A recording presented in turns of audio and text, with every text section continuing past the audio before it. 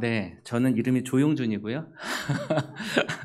네, 조용준이고 네, 목사님 설명해 주셨듯이 저는 5월 달에 여기서 부임했습니다. 전에는 일산에 있는 교회를 한 4년 정도 섬겼고요. 그때도 아동부를 맡아서 했고요. 그리고 지금은 이제 한국 기독교 탈북민 정착 지원 협의회라는 긴 이름에 이제 줄여서 한정협이라고 부르는데, 그 단체에서 지금 사무총장으로 섬기고 있습니다. 네, 올해 사무총장이 됐고요. 네, 작년까지는 네, 선교국장으로 그렇게 섬겼습니다. 어, 오늘 말씀을 일단 보면 아마 여러분에게 굉장히 익숙한 말씀이죠. 아마도 교회를 오랫동안 다니신 분이면 저 정말 손으로 꼽을 정도로 그렇게 많이 들은 말씀일 것입니다. 이 장면이 어떤 장면인지는 아마도 31절에 보면은 잘 나와 있습니다. 우리 31절에 밝히고 있듯이 이 말씀은 예수님의 제자들에게 이 최후의 종말의 때에 어떠한 일이 벌어질 것인가, 어떤 일을 하실 것인가에 대한 말씀입니다. 사실 이 본문은 설교자에게는 굉장히 많은 이야기를 할 수 있는 본문이에요.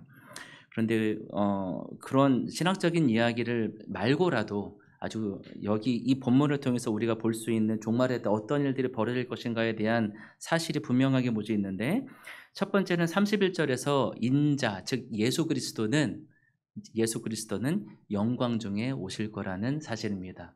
이 사실은 변하지 않아요. 그렇죠? 이렇게 분명히 밝혀졌고, 그리고 이대로 오실 것입니다. 그리고 두 번째는 그 오실 때 모든 민족을 모으고 구분하실 것입니다. 우리는 이것을 최후의 심판이라고 부르죠. 하지만 주님의 심판은 우리를 죽이기 위한 심판이 아니고 살리기 위한 심판인 줄 믿습니다. 최후의 심판에서 하시는 일이 32절에서 33절에 나와 있습니다. 오른편으로는 복이 받는 자들을 나누시고, 그리고 왼편으로는 그리고 복을 받지 못하는 자들을 구분하신다고 그렇게 말씀하셨습니다. 이것도 그때에 벌어질 사실입니다. 그 다음에 셋째는 구분의 기준을 알 수 있죠. 구분의 기준이 어디에 나와 있습니까? 40절에 나와 있습니다. 40절. 우리 40절 한번 다 같이 읽었으면 좋겠습니다. 다 같이 고백합니다. 시작. 그때 이 그들에게 말하기를 내가 진정으로 너희에게 말한다. 너희가 여기 내 형제 자매 가운데 지극히 보잘것없는 사람을 하나에게 한 것이 곧 내게 한 것이다 할 것이다.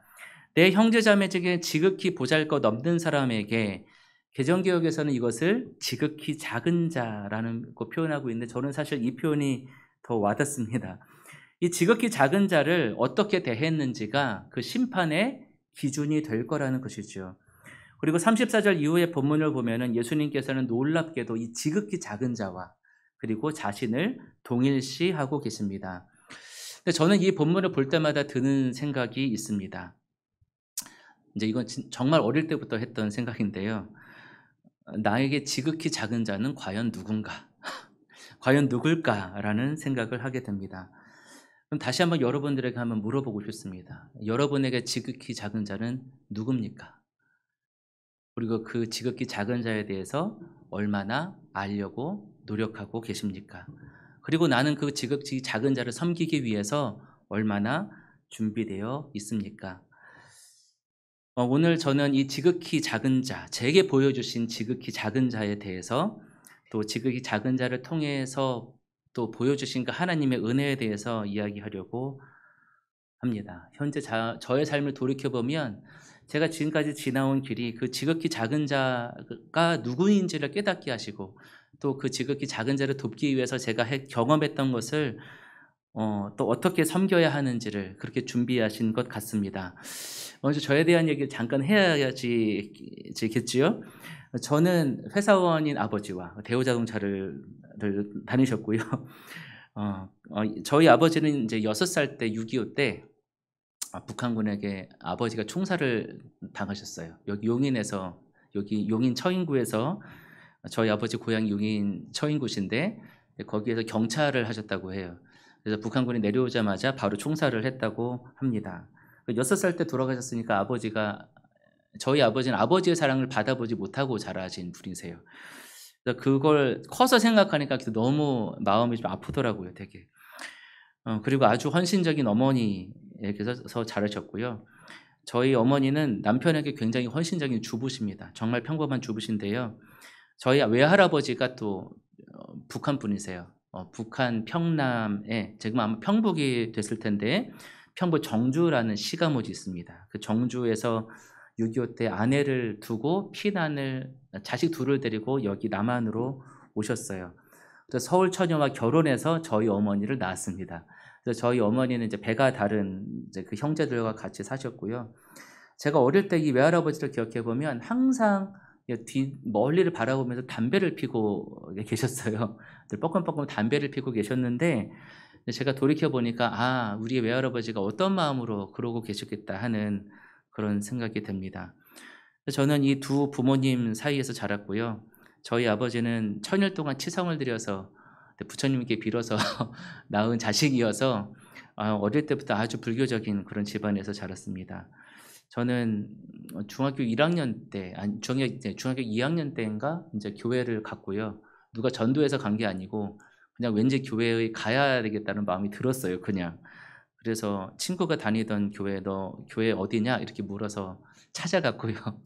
찾아가고 첫 번째 설교 때가 저는 아직도 기억이 나요. 그 설교 때 그때 인제 강도사님이셨어요. 근데 강도사님이 인제 말씀을 전하시는데 제가 좀 늦게 가서 인제 강도사님이 말씀을 막 전하시고 계실 때 인제 들어갔는데 이상하게 그 얘기가 다 제 얘기 같은 거예요. 다 저에게 하시는 하나님께서 하시는 말씀인 것 같은 거예요.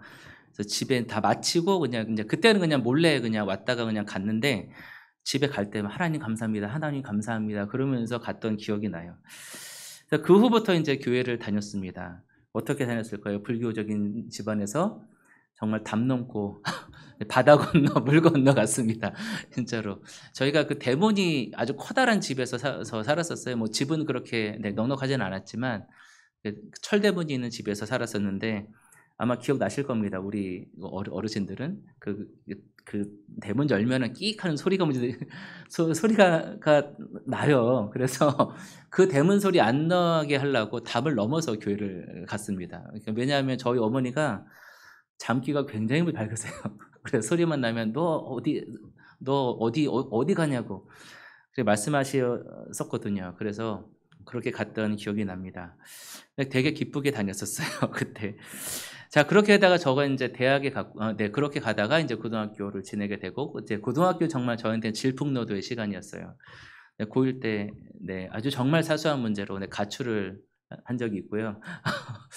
자전거를 타고 부산까지 갔다 온 적이 있었고 그리고 고3 때는 왜 이렇게 공부가 하기 싫었는지 저는 인제 대학을 가기가 싫었어요. 대학을 도대체 왜 가는지 모르겠어요. 그래서 공부를 안 했습니다. 근데 인제 그러니까 다 끝나고 나서 인제 그때 인제 학력고사였죠. 인제 학력고사 끝나고 나서 얼마 안 있다가 '진짜 대학에 가야겠다.'라는 어떤 계기가 하나 있었는데 그걸 말하면 너무 인제 길고요. 자 근데 어쨌든 그렇게 돼서 인제 대학에 가려는 마음을 먹고 열심히 재수를 해서 대학에 갔습니다. 저는 이제 국어국문학과를 갔고요. 그래서 저는 인제 전공이 인제 학부는 국어국문학을 전공을 했습니다. 근데 저는 어릴 때부터 음악을 되게 좋아했어요. 제가 왜 음악을 좋아하는지는 정말 미스테리한 일인데요. 저희 아버지는 완벽한 음치시고요. 음치박치시고요. 저희 어머님은 놀기는 좋아하시지만 노래 부르고 이런 건 좋아하시지만 그렇다고 음악을 활동을 하신 것도 아니었어요. 그래서 저는 음악 정규 교육을 받은 건 어릴 때는 이제 피아노 3 개월 배운 게 답니다. 그리고 이제 중학교 때 기타를 제가 사 달라고 해서 왜 그렇게 졸랐는지도 모르겠어요 잘.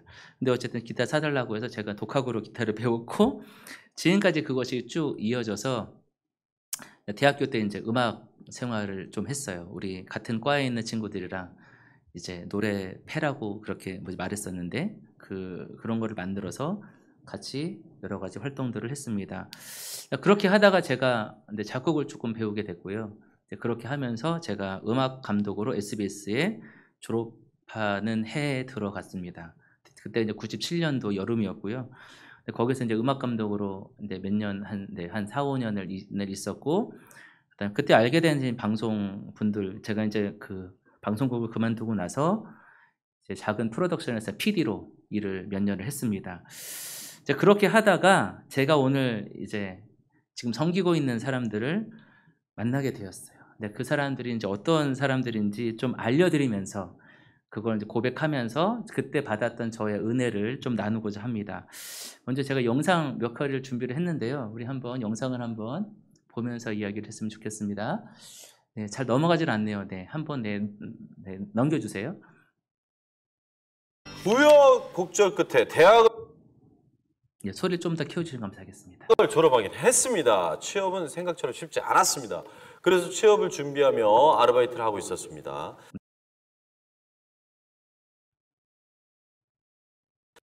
네, 누르셔야 돼요. 주여.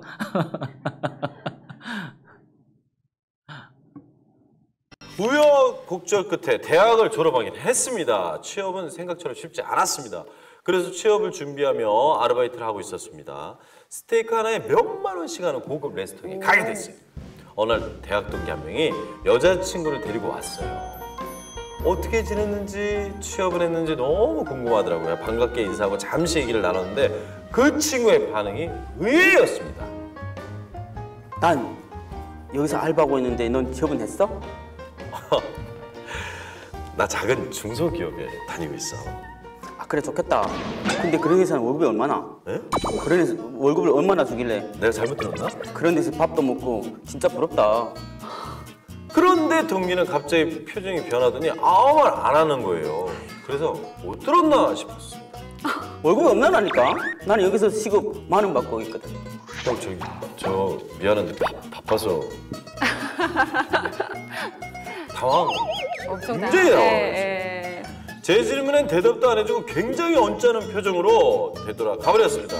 왜 그렇게 화가 난 건지 모르겠어요. 도대체 저는 또 뭘 잘못한 걸까요? 뭘 잘못한 것 같습니까? 약간 북한 분들이 안 참긴 해요. 궁금한 게 야, 너 월급 생기면 얼마나? 바로바로.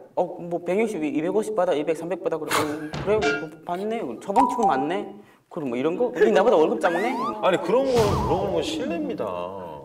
왜요? 아니 왜냐면 자기의 개인의 프라이버시를 물어보는 거거든요. 개인적인 사생활이거든요. 너 얼마나 버냐라는 건 어떤 느낌이냐면 야 너 그 직장 들어가서 뭐 얼마나 버냐? 근데 그거에 대해서 그런 느낌이 아니고 진짜 궁금해서 물어보는데 그쵸. 그게 예의가 아니라고 생각하는 게 우리나라의 현실이거든요. 요건 확실히 진짜 문화가 달라서 생기는 그렇구나. 오해인 것 저도 같아요. 오늘 하나 배웠습니다. 작은 예지만 이러한 시행착오들을 많이 겪으시는 분들이 바로 이제 공식적인 용어는 북한의 탈주민이고요. 줄여서는 탈북민 이렇게 부르는데요. 저는 2006년도부터 이제 탈북민들을 만나기 시작했고요. 근데 작은 계기가 있었어요. 그래서 저는 그 계기를 통해서 이제 북한의 탈주민을 만나기 시작했었는데 사실은 처음에는 뭐 멋모르고 만났습니다. 멋모르고 만나다가 2006년도에 남북문화통합교육원이라는 그런 단체에서 처음으로 북한의 탈주민 청소년들, 탈북민 청소년들을 위한 자원봉사자를 모집을 했어요. 그래서 저는 처음부터 무작정 만난 것이 아니고 한 6개월간 교육을 받았습니다. 그때. 그래서 그분들이 어떤 생각을 하고 있는지, 우리는 왜 그들을 지금 만나고 있는지, 그리고 그분들을 처음 만날 때 어떤 거를 조심하고 어떤 거를 주의해야 하는지들을 충분히 숙지를 하고 만났었어요. 그럼에도 불구하고 많은 이런 시행착오들이 많았습니다. 여기는 정말 간단한 예고요. 수없이 많은 그런 시행착오들을 겪지요. 이제 이런 원인은 뭐 여러 가지가 있겠지만 아마도 우리가 분단되었다는 사실이 바로 가장 큰 이유일 겁니다. 올해가 75년째인데요. 75년째면은 거의 이제 2세대가 넘는 그러한 세대지요.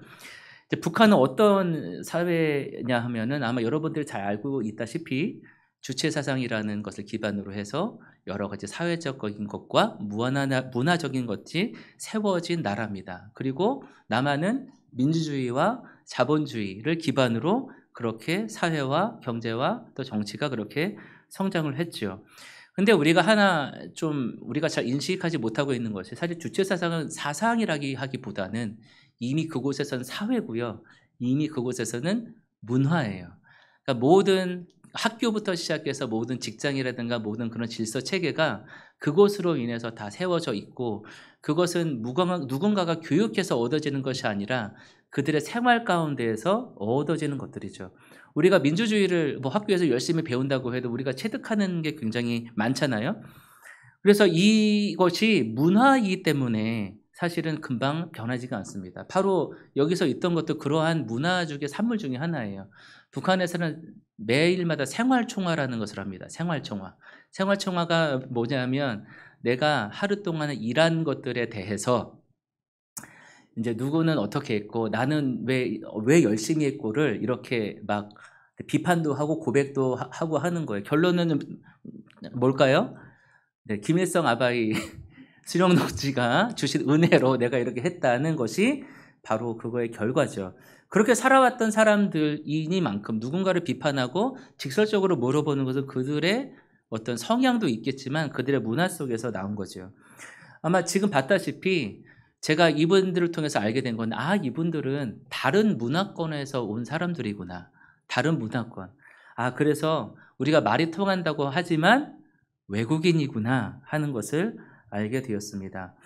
그래서 북한 분들에게 복음을 전하는 일은 다른 문화권에 있는 사람들에게 복음을 전하는 일은 굉장히 어려운 일일 겁니다. 그리고 그분들이 적응할 때까지는 기다림과 인내가 필요하죠.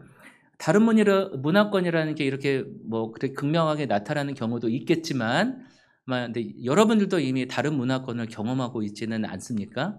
내 주위에 있는 사람들, 나와 전혀 삶을 달리 살아온 사람들을 이해할 때 바로 이러한 기다림과 인내가 필요할 줄로 믿습니다.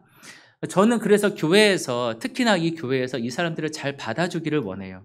근데 우리 교회의 현실이 그렇지를 못하더라고요.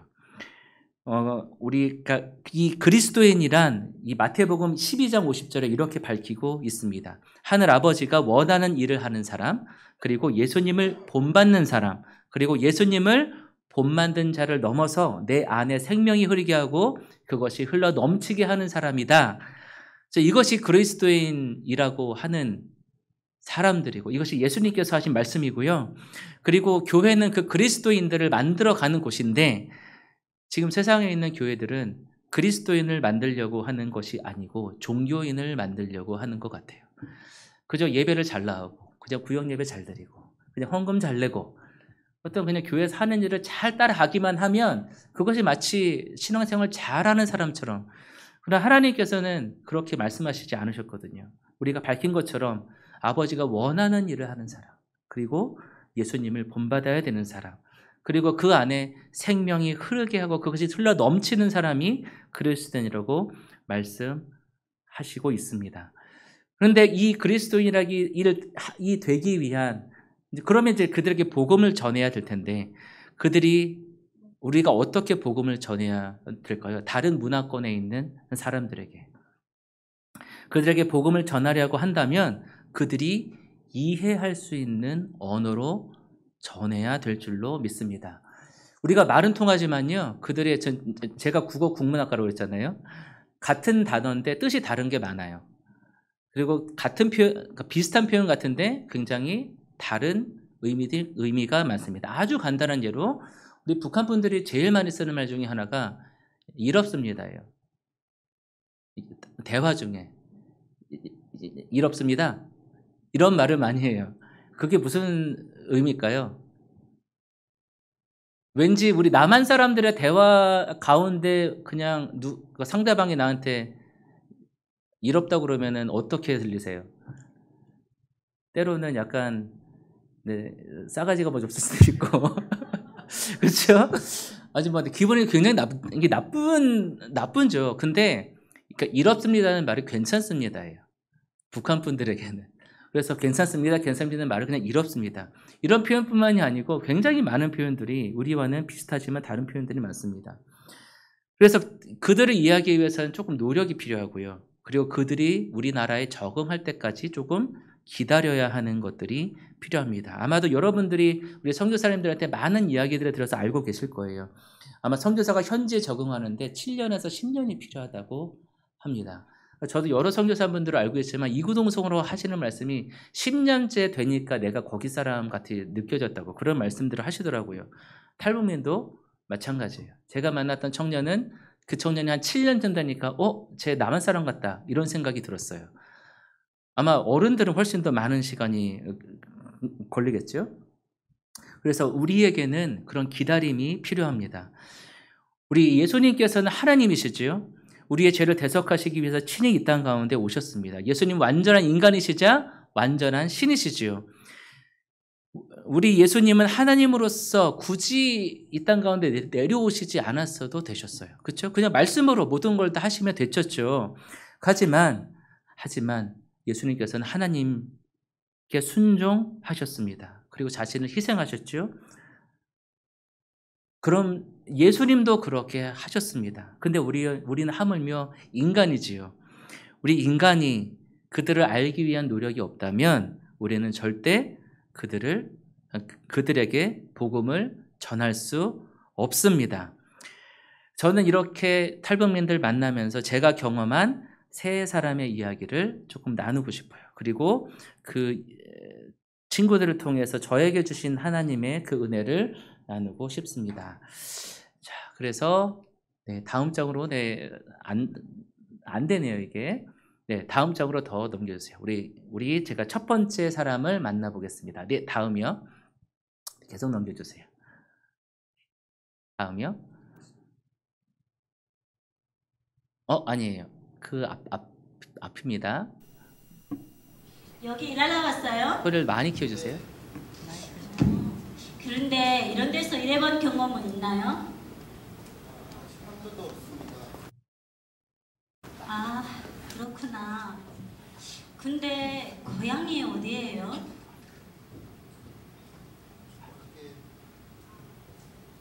예? 고향이 어디라고요?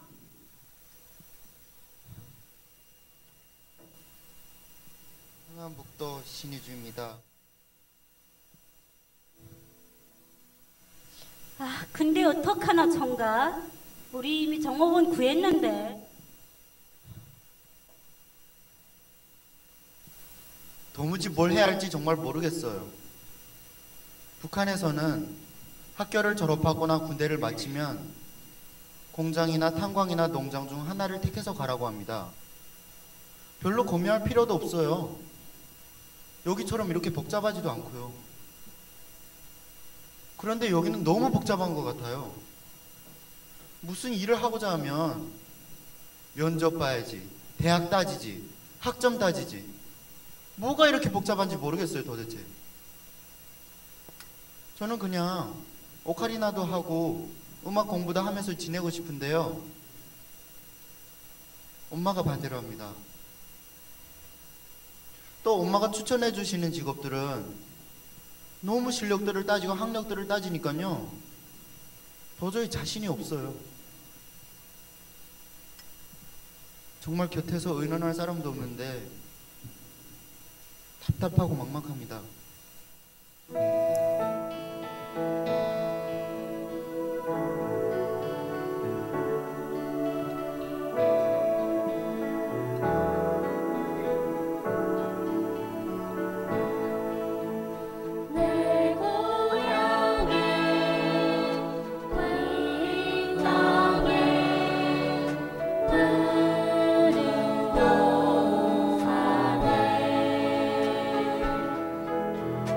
너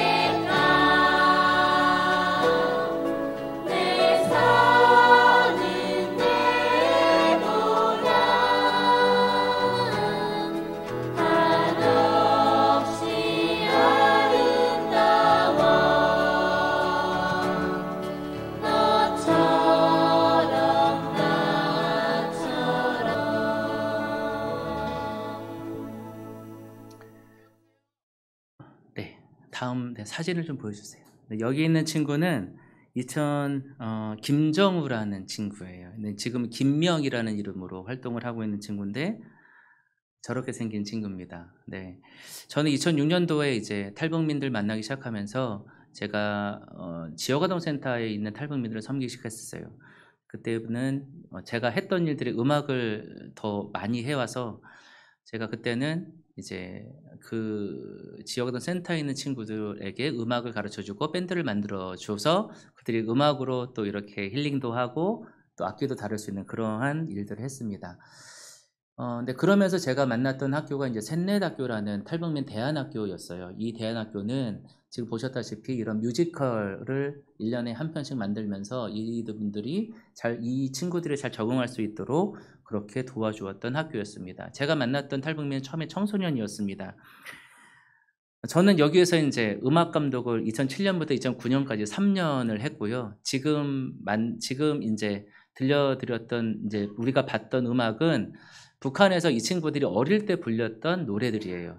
2009년도에 이 노래들을 채집을 해서 그 노래들로 구성된 뮤지컬을 만들었었는데 자세히 보셨으면 아마 제가 중간에 기타를 치고 있는 모습이 보였을 겁니다.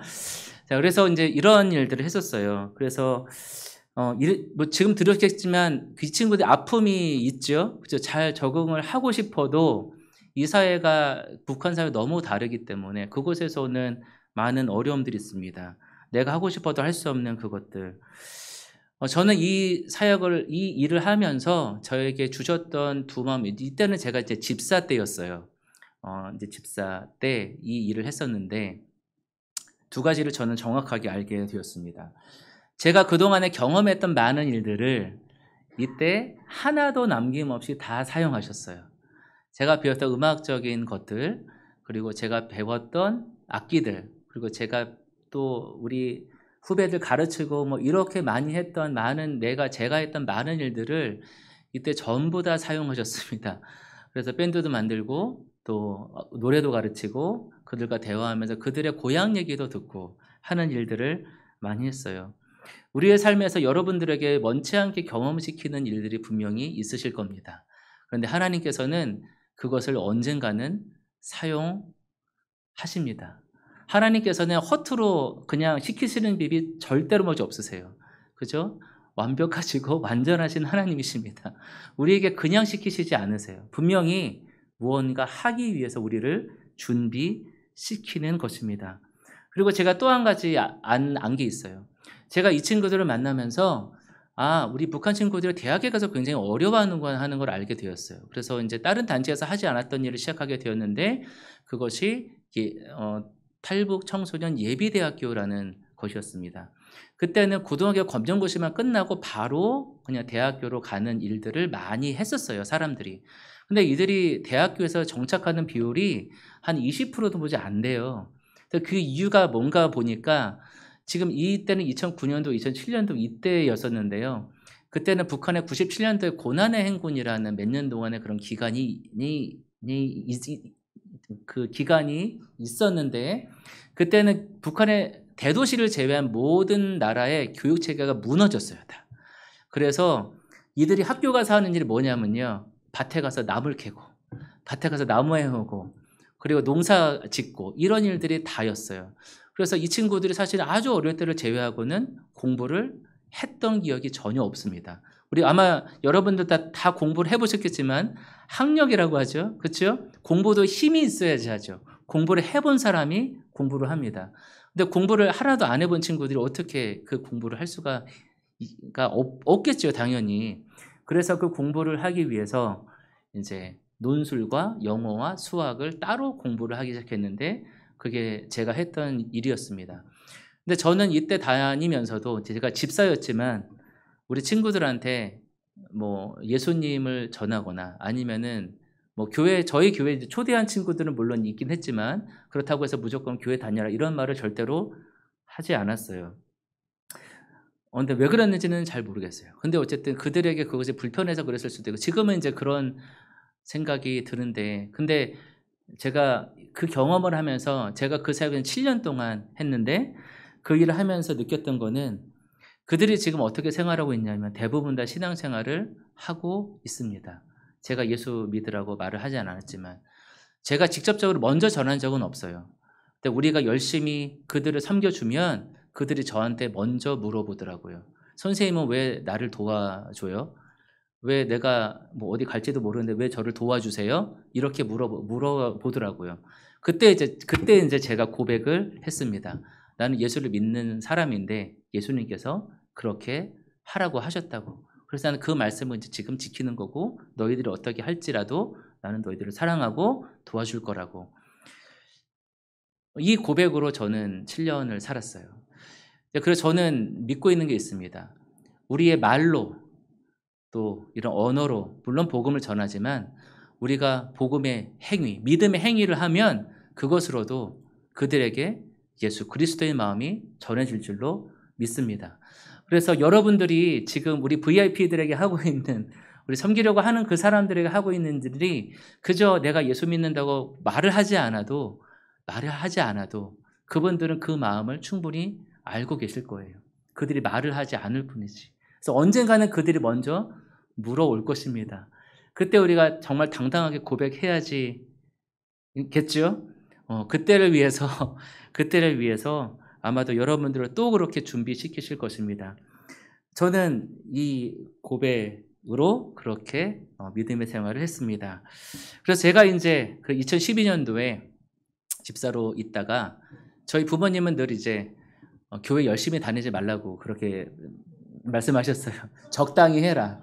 저희가 그때는 그때 이제 제 사랑하는 아내와 이제 결혼해서 이제 그 신앙생활 할 때였는데 그때는 제가 아침 한 8시쯤 이제 가서 한 9시쯤 가서 모든 예배 준비를 다 하고 그리고 5시에 목사님하고 딱 저녁 먹고 헤어지는 게 일이었어요. 그게 항상.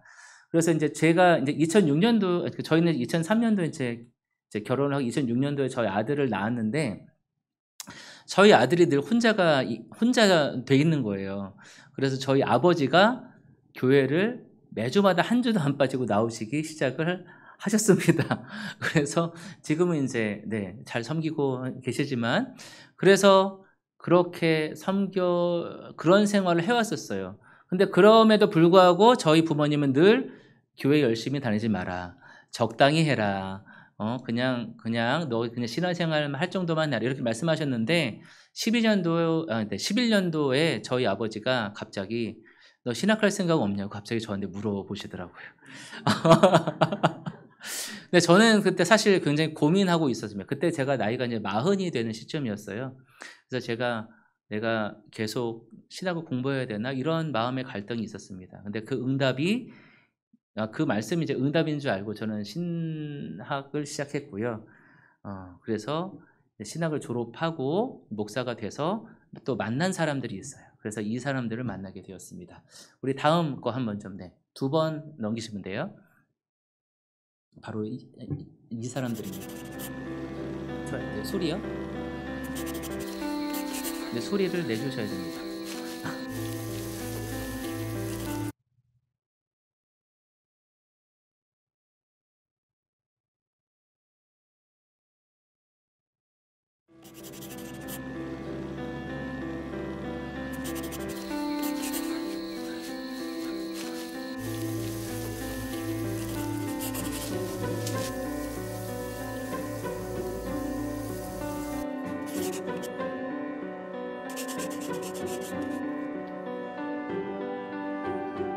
이 강타를 넘어서 여기 있고 여기 와가지고 이 마을에서 물을 다 이 마을에서 12월에 그러면 우리 일스케줄 문제죠.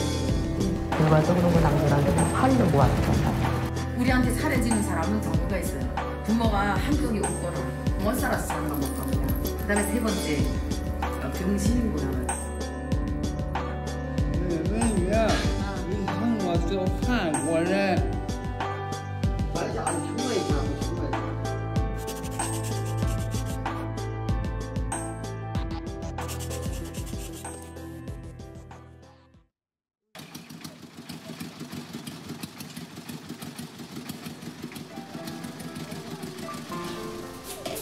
그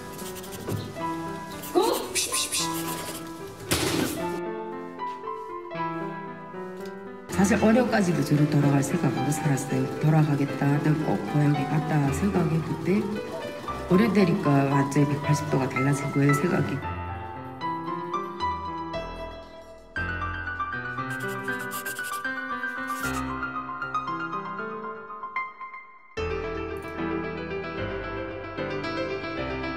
跟他结婚，초儿那个韩国人能跟中国人结婚，结了婚以后在这儿过过，把他儿子带过来，这不一子算完了。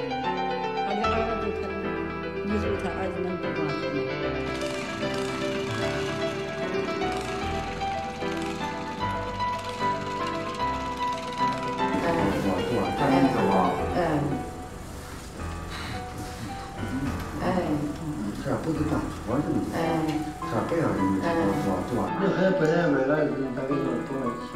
吗？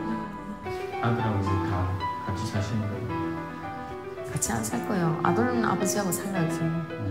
나는 이 중국 사람하고 살 거예요. 국제 결혼해가지고 데려갈 수 있으니까. 그럼 그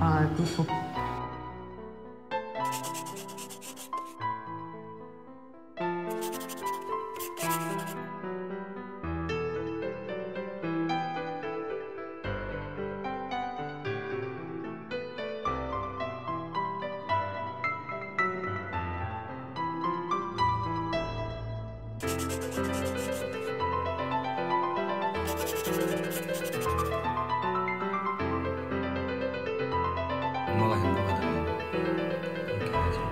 어렵고.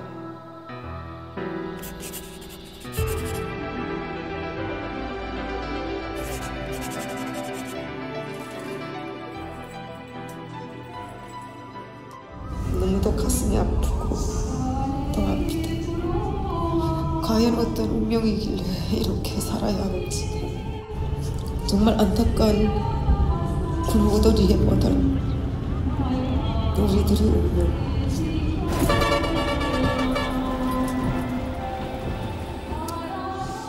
네, 제가 목회 신학을 하기 전에는 이렇게 청소년들을 주로 많이 만났었다면 지금 신학을 하고 나서 목사가 되고 나서는 북한 이탈 주민들의 성인들을 많이 만나게 됩니다. 지금 여러분들이 보셨던 이분은 마담 비라는 영화가 있어요. 혹시 구해서 보실 수 있으면 보셨으면 좋겠는데 이 마담 비 지금 저분입니다. 지금 우리나라에 오신 분이고요. 지금 마담 비라는 저분은 지금 윤재덕 감독이라는 분이 이렇게 영화를 만들어서 이제 그런 다큐멘터리로 만들어서 그들의 삶을 보여주고 있어요. 저 영화 안에 우리 북한의 탈주민들이 보통 이제 중국으로 먼저 탈출을 하는데요. 중국에서 어떻게 살아가는지에 대해서 아주 사실적으로 나와 있습니다.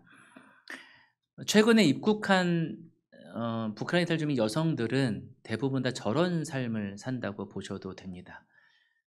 이제 고난의 행군, 제가 아까 전에 이야기했던 고난의 행군 때 북한에서 넘어와서 보통 넘는데 지금도 한 1,000만 원에서 1,500 정도가 들었었는데 지금 한 2배로 먼저 올랐다고 그래요. 거의 2,000에서 3,000 정도 되는 탈북 비용이 듭니다. 이분들이 돈이 없죠. 없어요, 돈이. 그래서 그분들이 대부분 이런 중국에 있는 농촌으로 팔려가게 됩니다. 그 팔려간 가운데 본인이 원치 않는 사람들을 만나게 되죠.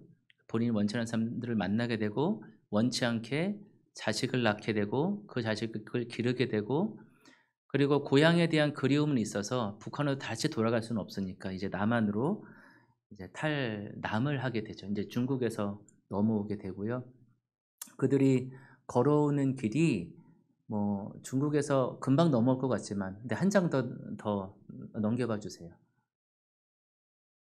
저런 루트를 건너서 옵니다. 북한에서 오면 북으로 건너서 저 빨간색 줄이 위쪽에 있는 육지에 있는 줄이 있죠. 저게 일반적인 탈북 루트예요. 그래서 중국을 저렇게 지나서 곤명이라는 곳을 지나서 라오스나 베트남으로 넘어가서 그리고 다시 남한으로 태국이나 라오스에서 비행기를 타고 남한으로 입국하게 됩니다. 약 2마일리 정도 되는 거리예요. 저기를 넘어서 들어오게 됩니다. 자, 이 여인에게 자식이 몇 명 있었죠, 지금? 2명이 있었죠. 그렇죠? 제가 아는 탈북민은 자녀가 4명인데요. 중국에서 1명 낳고요. 남한에서 북한에서 아이를 낳아서 같이 탈출을 했고, 중국에서 남자와 또 결혼을 해서 애를 하나 더 낳고, 다시 그 둘을 데리고 남한으로 와서 북한 사람을 만나서 1명을 또 낳고요. 그리고 또 남한 남자를 또 만나서 애를 1명 더 낳았어요.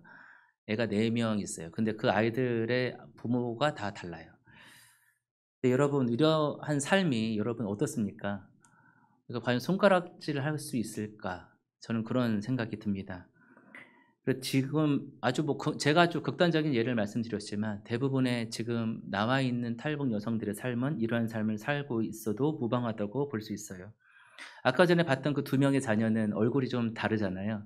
그렇죠? 한 명은 북한에서 데리고 온 자녀고, 한 명은 그 중국 사람과 결혼해서 낳은 자녀예요.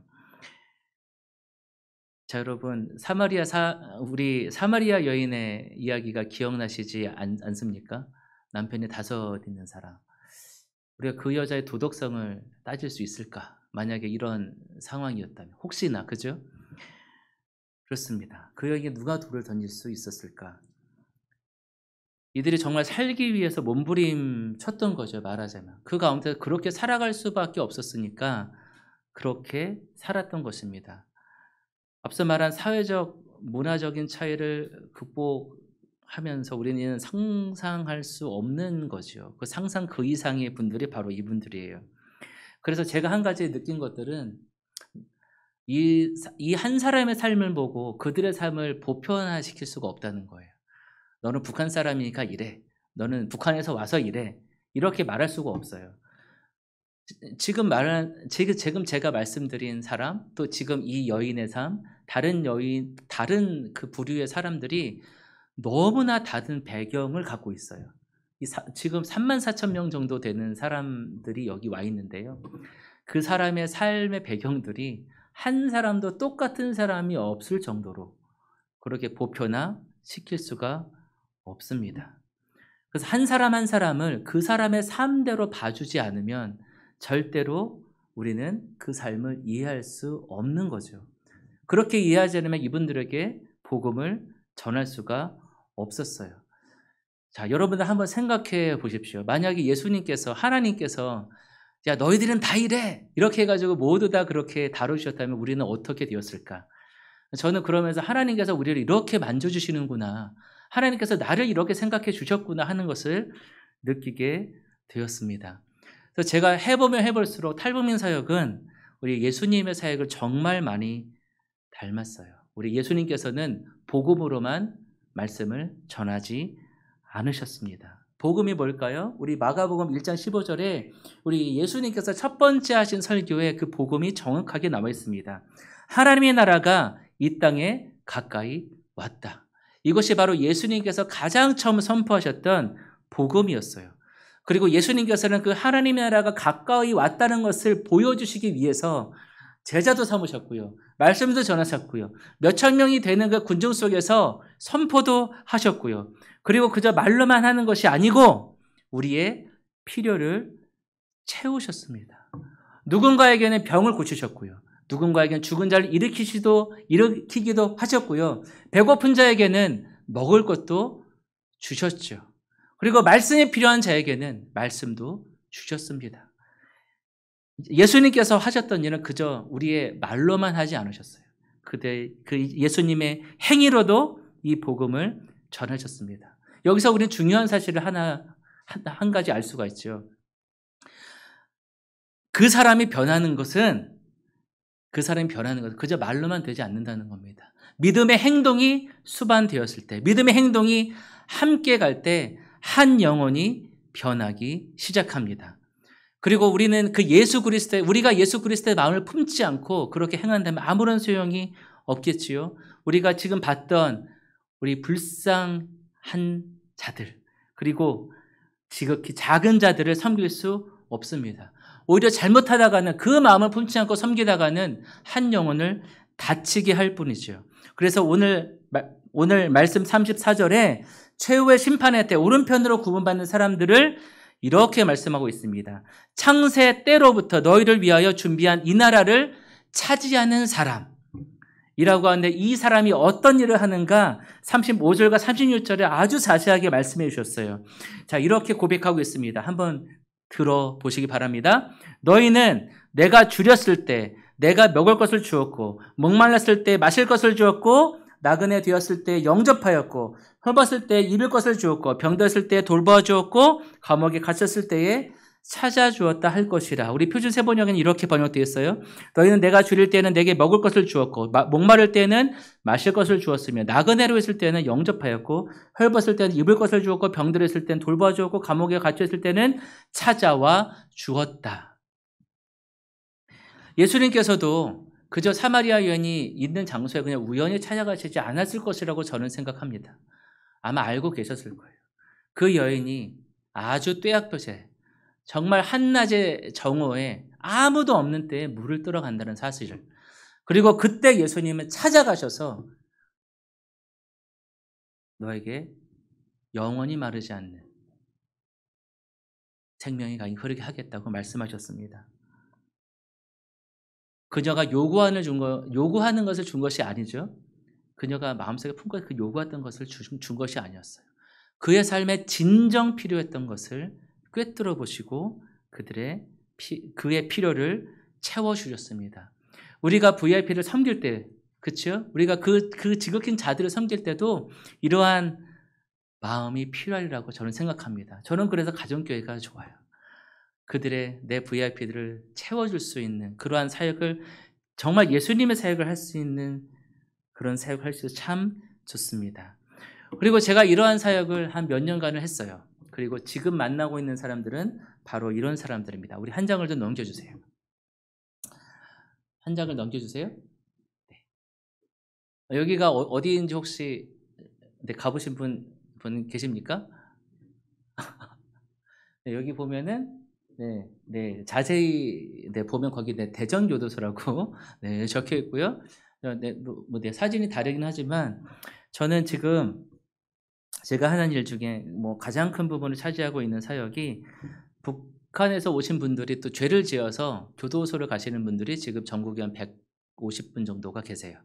이제 구치소에 한 60분 정도가 가 계시고 지금 교도소에 한 90분 정도 가 계신데, 그중에 제가 속해 있는 제가 속해 있는 단체가 한 70명 정도를 섬기고 있습니다.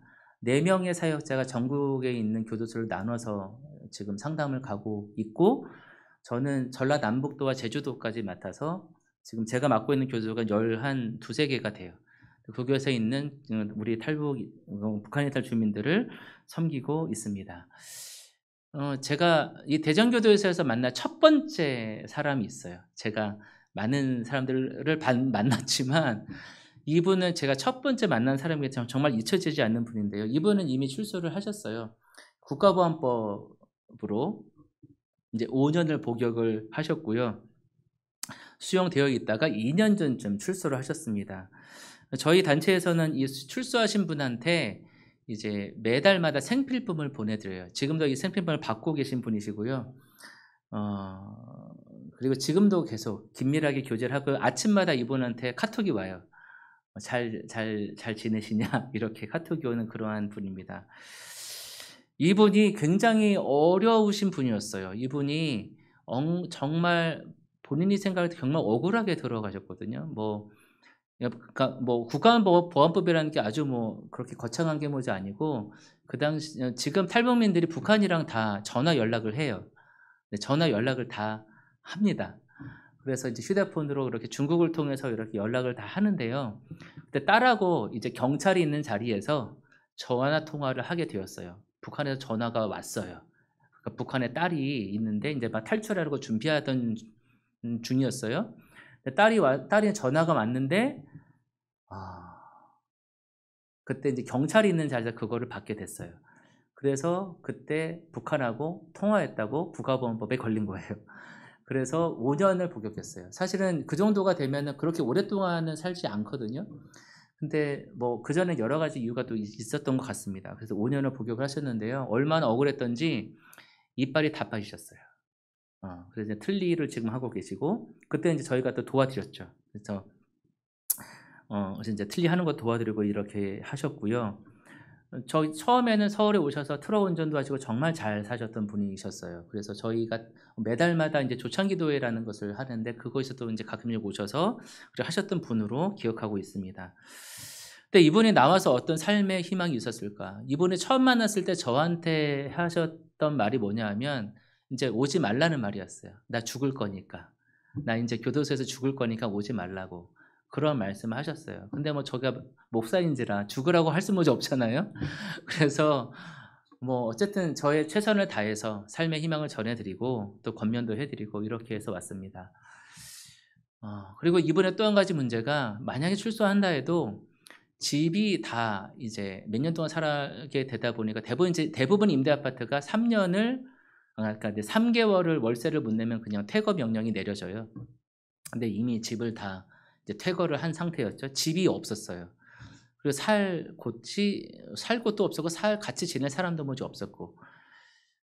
그래서 저는 이제 삶의 희망을 드리면서도 출소를 이분이 밖에 나와서 살 수 있는 준비를 해드렸어요. 제가 이제 그때 마침 알게 된 교회가 이제 그 대전의 대흥침례 교회라는 곳이었는데 거기는 모란봉 교회라고 우리 북한 이탈 주민들의 공동체가 있었고 그 공동체 안에 작은 쉼터가 있었어요. 그래서 제가 그 교회 부탁을 드려서 그 교회 분들과 함께 이분을 만나기 시작했습니다. 근데 너무나도 감사한 것이 제가 요청드리지 않았었는데 그분들이 제가 상담을 가지 않는 동안에도 그분은 꾸준하게 상담을 가주셨어요. 그래서 그 남한 분들만 가신 게 아니겠죠. 그때 북한에 공동체가 있었기 때문에 북한에 계신 분들이 그분을 직접 찾아가서 여러 가지 말씀을 전했습니다. 그러다 보니까 이분이 마음이 조금 열리신 것 같아요.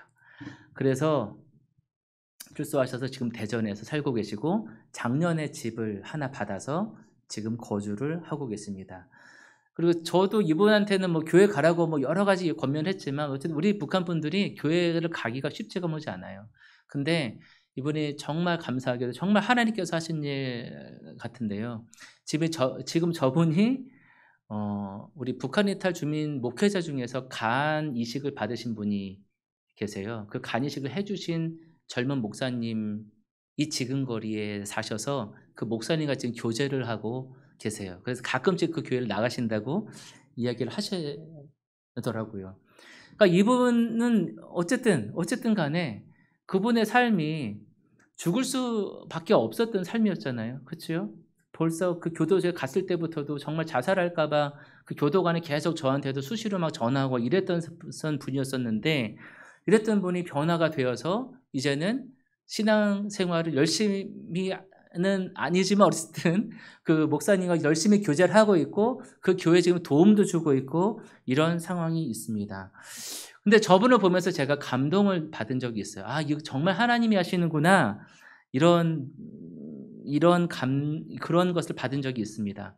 저희가 매달 드리는 그 출소자들에게 드리는 한 4만 원 정도 되는 생필품을 보내드리는데요. 대부분 남자들이기 때문에 저희가 대부분 반찬을 보내드려요. 뭐 김치라든가 아니면 뭐 황태라든가 뭐 여러 가지 뭐 젓갈이나 나물이나 이런 걸 보내드리는데 저분이 혼자 사시다 보니까 그게 양이 좀 많았었나 봐요. 그래서 다른 분들은 많이 그냥 버리세요. 근데 저분은 어떻게 하셨냐면 이렇게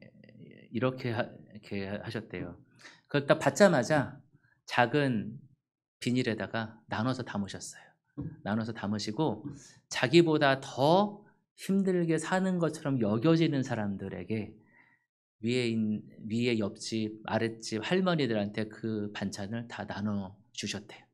다 나눠 주시고 자기 먹을 만큼만 딱 하고 그리고 저한테 이제 고백하시면서 무슨 말씀을 하시냐면 내가 그때 나눠줄 때 나의 존재감을 느낀다고 그렇게 이야기를 하시더라고요. 이제 그러면서 저는 또 그리스도인이 정말 뭔가에 대해서 한 번 더 고민하게 됐습니다. 여러분 누가 그리스도인일까요? 술 먹고 담배 피고 생활은 보잘것없지만 저분도 지금 술을 먹고 담배도 펴요. 그리고 생활도 정말 보잘것없죠. 하지만 적어도 저분은 예수님을 믿으시거든요. 예수님을 믿고 그리고 내 것을 나눌 줄 아시는 분입니다. 우리 사도행전의 교회 모습이 바로 그랬을지 않았을까 싶어요. 내가 넉넉해서 나눈 게 아니고요.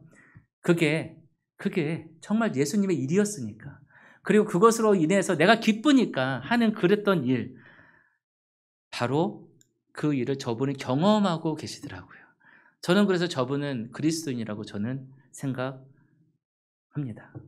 여러분 다시 한번 묻겠습니까? 다시 한번 묻겠습니다. 여러분에게 지극히 작은 자는 누굽니까?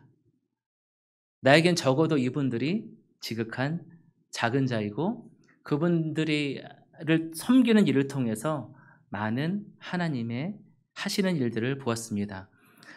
제가 이제 몇 가지의 예를 들었지만 저분들은 그러한 삶을 살아가세요. 제가 하는 일은 또 우리가 해야 되는 일은 저분들이 다름만 품지 않고 신앙으로 정착할 수 있도록 나만의 잘 살아갈 수 있도록 돕는 일이 또 제가 해야 될 줄로 믿습니다. 그래서 제가 하는 일은 이거예요. 북한 이탈주민 보호센터라는 곳에서 매주일마다 복음을 전하고 하나원에서 교육을 받고 있는 탈북민들을 교육하고 그리고 병원에 입원 중인 사람을 신방 가서 그들에게 그들에게 복음을 전하고 위로하고 그리고 교도소에 있는 탈북민 수용자에게 복음을 전하고 그리고 가정폭력으로 신음하고 있는 많은 탈북민 여성들에게 위로와 안식을 주는 일을 하고 있습니다. 우리가 한 지극히 작은 자를 섬기기 위해서는 그냥 가만히 있으면 되는 것이 아닌 것 같아요. 적어도 그들을 이해하기 위해 내가 노력해야 되고 그들이 어떤 사람인지 때로는 공부도 해야 될 줄로 믿습니다. 그리고 그들을 섬기기 위해서 최선의 방법을 찾아야 할 줄로 믿습니다. 많은 분들이 저에게 그런 얘기를 하세요. 그들 섬기면서 힘들지 않냐? 근데 저는 그들을 섬기면서 받은 은혜가 더 많습니다. 그리고 하나님의 사랑을 많이 경험했습니다. 여러분 정말 그렇습니다. 이것은 정말인데요. 한 영혼을 사랑하면 여러분 성경을 보는 눈이 달라지고요. 그리고 세상을 보는 눈이 달라집니다. 그리고 한 영혼을 사랑하면 여러분에게 큰 은혜와 복을 주십니다. 우리가 그것을 믿고 살아가야 할 줄로 믿습니다. 하나님의 나라가 이 땅에 가까이 오고 있다고 우리 예수님께서 이미 선포하셨습니다. 그리고 이미 그 나라는 시작되었습니다. 예수 그리스도가 바로 하나님의 나라였고 그리고 하나님의 나라의 시작입니다. 그리고 우리는 그의 열매지요. 그리고 하나님은 우리를 통해서 또 다른 열매를 맺기를 원하십니다. 저는 적어도 이 땅에 그리스도인들이 많아지기를 원합니다. 저는 그리고 특별히 북한에 고향을 둔 그리스도인들이 많아지기를 원합니다. 그들이 어떻게 그리스도인이 될 수 있을까? 성령님께서 그들을 변화시킬 거예요. 저는 그저 말씀하신 대로 우리 34절, 35절에 35절, 36절에 고백한 대로 줄인 사람에게 먹을 것을 주고 목마른 사람에게 마실 물을 주고 나그네인 자를 영접하고 헐벗은 자에게 옷을 입히고 병들었을 때 돌보고 옥에 갇힌 자를 찾아가 보면 될 줄로 믿습니다. 그리고 그 일을 하는 곳이 저는 교회인 줄 믿습니다. 이런 교회의 모습을 잘 드러낸 성경 구절이 있죠. 우리 목사님께서 종종 말씀하셨는데 우리 데살로니가 교회입니다. 그 데살로니가 교회 1장 3절에 그 교회가 수시로 늘 했던 일이 있어요. 이렇게 말하고 있습니다. 또 우리는 하나님 우리 아버지 앞에서 여러분의 믿음의 행위와 사랑의 수고와 우리 주 예수 그리스도에게 둔 소망의 인내를 언제나 기억하고 있습니다. 이 바울이 기억하고 있던 이 데살로니가 교회의 기억은 뭐냐면요. 이 3주밖에 안 된 말씀을 전하지 않은 이 교회가 어떤 일을 하고 있나 봤더니 이 바울이 기억하고 있는 그 교회는 어떤 일인가 하면 바로 믿음의 행위가 있었고 사랑의 수고가 있었고 그리고 소망의 인내가 있었습니다. 저는 교회가 이런 교회가 되어야 할 줄로 믿습니다. 그리고 우리 교회는 그런 교회인 줄로 믿습니다. 한마디로 말하면 무슨 교회일까요? 여러분, 따뜻한 교회죠. 바로 그것이 우리 교회인 줄 믿습니다. 교회는 그리스도의 몸입니다. 누구 하나가 다 감당할 수 없습니다. 또한 한 목장이 감당할 수도 없지요. 주님께서 협력하여 선을 이루라고 말씀하셨습니다. 우리가 성도가 한데 힘을 모아서 그리고 우리 목자들이 한데 힘을 모아서 우리 목사님 중심으로 한데 힘을 모아서 한 영혼을 섬긴다고 하면 생각해 보십시오. 못할 일이 없을 것입니다. 무엇이 있겠습니까? 제발 우리가 종교인을 만들려고 하지 말고 그리스도인을 만들려고 하면 좋겠습니다. 그리고 그런 교회가 됐으면 좋겠습니다.